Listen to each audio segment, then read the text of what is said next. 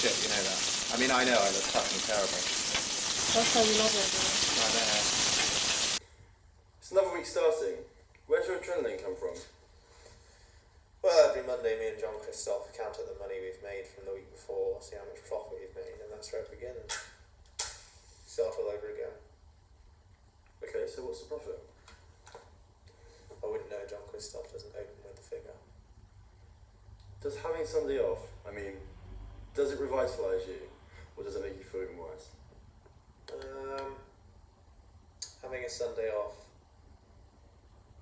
well, it's not really long enough, because after we finish at about 1 on Saturday, me and some of the boys will go into Chinatown, and we'll be there till 3 or 4 o'clock in the morning, and then on Sunday I'll just stay in bed all day.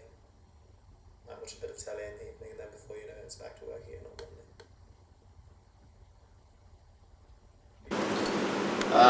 Right, so the dish we're going to be doing here is basically a chump of lamb with thyme and garlic, and the chump of lamb is basically like the rump of lamb, but it's deboned, so it just gives us a nice fillet of lamb there. And so basically that's going to be with garlic and thyme. And garlic and thyme, it's a marriage as old as time, garlic and thyme, basil and tomato, cigarettes and coffee, man and woman, it's as old as time really. And that's going to be served with a pomme puree, and what's great about pomme puree is basically not only is it acts as a side, but it also acts as a sauce, because it's got a very custardy sort of texture. It's not like normal mashed potatoes, it's got a very custardy texture. He say today, and the man in my head, well, he tell me no way. Because you want that to caramelize first, so that's what you do. Good working. The heat's going to come. I got 8 little fingers and only 2 thumbs. Will you lay me in peace while I get the job done? Can't you see I'm working? A lot of people say I look like a rock star, a lot of people say I look like a designer punk, but it's not me wanting to look like this. The job has carved my face, the job has done this to me. It's not me trying to look like this.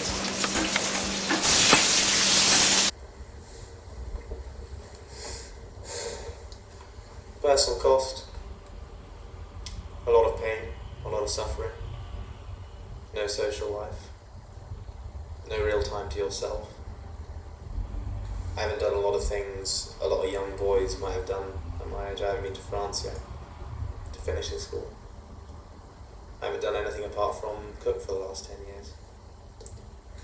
But now's not the time to go to finishing school. Now is the time to make money, because unfortunately it is money. That means I can buy sea bass at $5.50 a pound and give quite a generous sized portion. It seems your dishes are getting simpler the more confident you get. Simplicity has always been the key to everything, because the more you add, the more you're taking away really. So you've got to know when to stop. It's like, everything in life peaks, we peak, beauty peaks, and then it goes downhill. So, to be a good cook, you've got to understand when to stop cooking.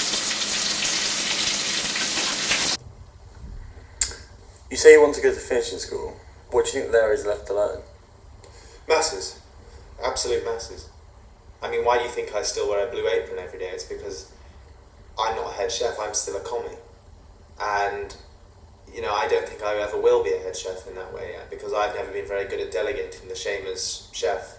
Pierre, chef, I still call him chef, because our kitchens are run on a very similar basis where, my boys in the morning, they chit-chat around, and my boys work around me, I don't work around them. And Pierre's kitchen is run on a very similar basis, and how many restaurants can we go into, Michelin starred, where the head chef isn't even in the kitchen? That's out of order. Because as a head chef, or as a cook, when you decide you want to take one foot outside of the kitchen door, then you might want to take the other one out, and then all of a sudden you're not a cook anymore, then you become a manager. And you know, when people are coming and eating here and they're paying a lot of money for eating here at this level, they should be able to see that you're here, but they should be able to smell you, to sense you, that you're here, in the food, in the ambience, in the way the waiters walk, in the way the wine is poured, in the way everything's done, in the way the food's presented on the plate, in the ambience, in the smells, in the sounds, in everything. And at this level, if you're not here in the kitchen working and they can't sense you, then, and your name's above the door, it kind of feels like cheating. So in that sense, you know, I'm not a head chef and I don't think I ever really will be one. Who knows? When you make the sauce, is it that it once you've done the recipe, or do you move on and progress with it? Depends whether you can improve on the sauce. With this particular one, have you made changes to it since you made it? No. Lloyd's coming in for lunch. Does he eat at Harvey's lot? Yes. You've become quite friendly with him, haven't you? Yes.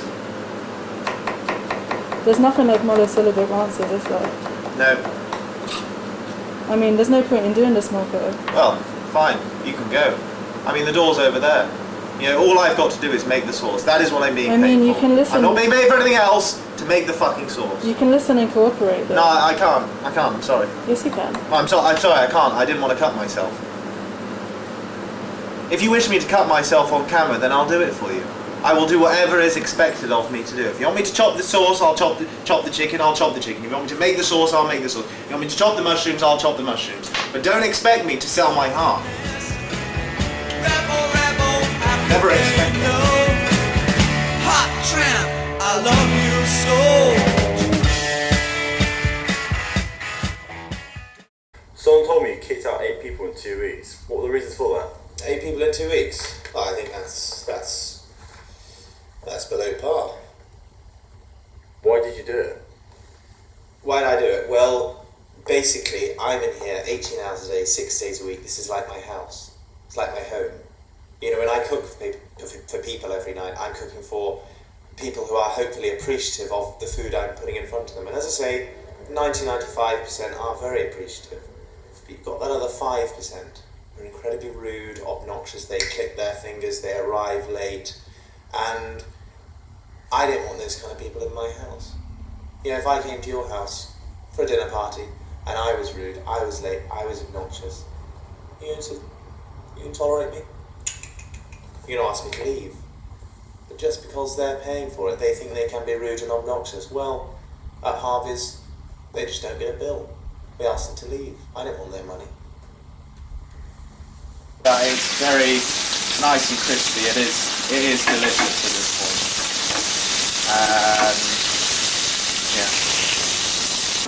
I'm going to put all of these into the robo.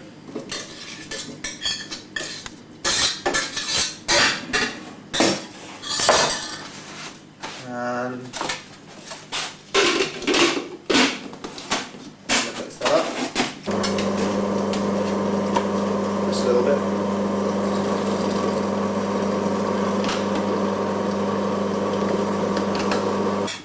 I'm going to do this better. It's fucking mind-blowing. It's almost like a very thick custard. I'm going to cut this open now, and this has had time to rest as well. So, perfectly pink, middle,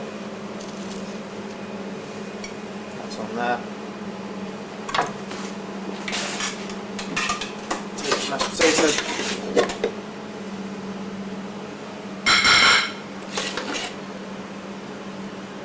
there you have your